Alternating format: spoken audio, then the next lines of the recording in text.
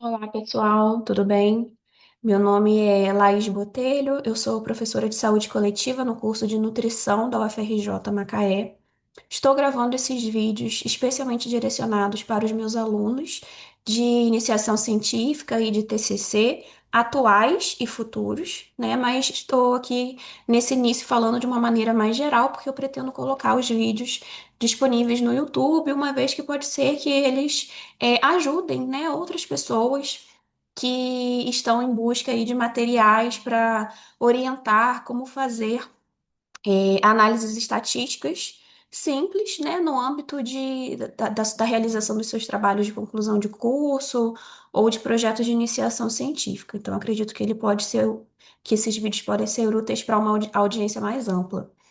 É, a ideia é apresentar algumas poucas ferramentas dentro do Microsoft Excel, o que vai acabar servindo para programas correlatos, como é o exemplo do Google Docs, como é o exemplo do programa equivalente dentro do pacote LibreOffice.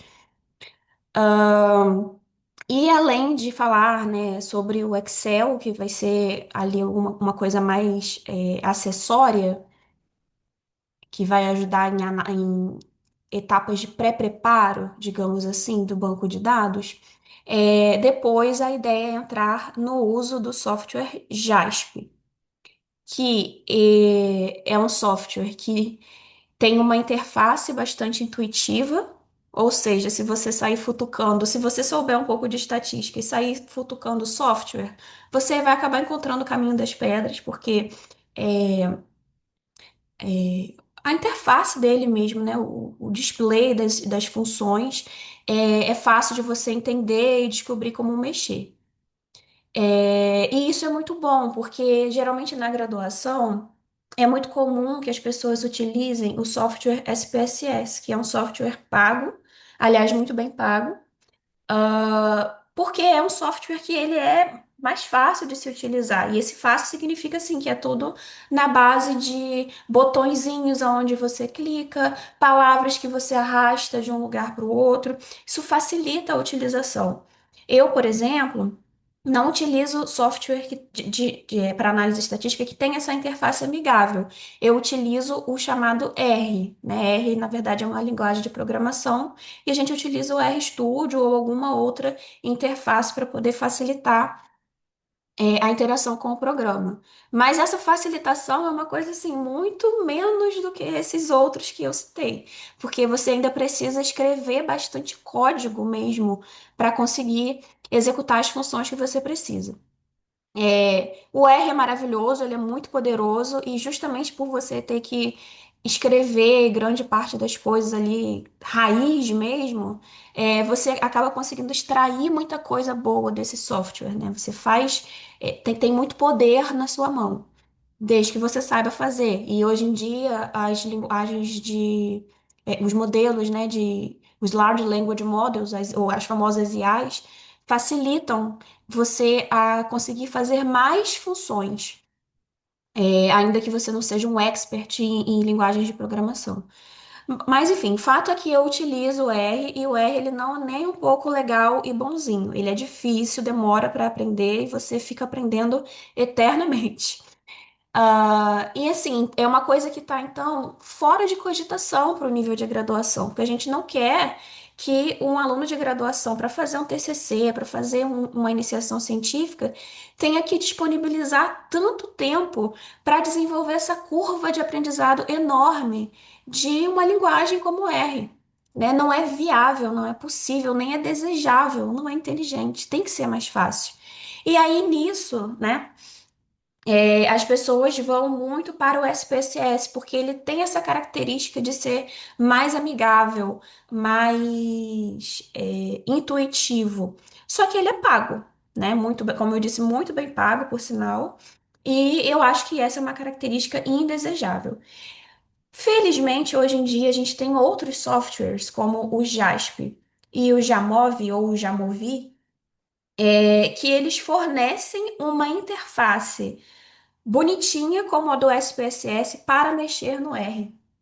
né? Como se ele desse uma outra carinha cheia de botões e coisinhas para você arrastar. Só que o que está rodando ali por trás é o R. Então, por isso, esses softwares novos, eles são gratuitos, assim como o R. E isso é muito bacana, né? É muito bacana porque obviamente, né, vai estar disponível para todos. Pode receber contribuição de todos. Tem gente que utiliza e que escreve códigos para poder melhorar o software e vai enviando essas contribuições, então ele está sempre sendo atualizado. Então, assim, em termos de democratização da ciência, fazer a escolha por um software como o JASP e Jamovi é uma escolha até política mesmo, né? Inteligente e legal para todos nós, eu acredito. Então, além de falar pouquinho, tá? De algumas funções que vão ajudar a fazer o pré-tratamento dos dados no Excel e softwares correlatos, depois a gente vai migrar esses dados para o JASP. Entre o JASP e o Jamovi, eu escolhi o JASP. Que vai ter uma carinha muito parecida com a do famoso SPSS. E aí a gente vai então falar sobre as principais funções para fazer análises descritivas e análises inferenciais básicas, né? Sendo ali as funções que são mais frequentemente requeridas nesses contextos de graduação, para IC e para TCC. Adianto que a abordagem ela vai ser superficial, tá? Não é uma super aula de estatística, não é uma super aula de R. A ideia é ser superficial mesmo. Vai ter coisa que eu vou falar assim, não, isso aqui eu não vou falar. Isso aqui, se você for precisar, você vai ter que conversar com o seu orientador. Porque a ideia é realmente que seja um tutorial do tipo assim, eu sou um aluno, eu sei aqui que eu preciso fazer essa tabela, é aqui que eu tenho que chegar. Qual o passo a passo a seguir? Para onde que eu olho? Aonde que eu clico? Por quê?